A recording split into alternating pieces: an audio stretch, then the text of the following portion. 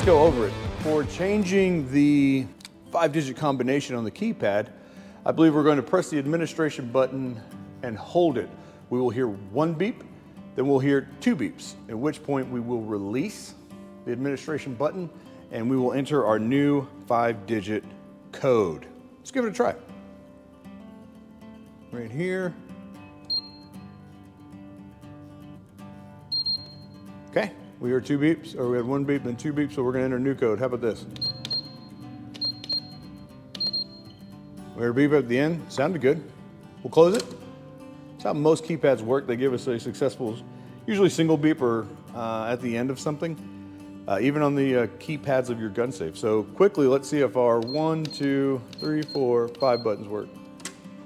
It took it. It's that simple. Administration button on the inside. We're gonna hold it. We're gonna hear a 1 beep, then we're gonna hear the 2 beeps. We're gonna let go.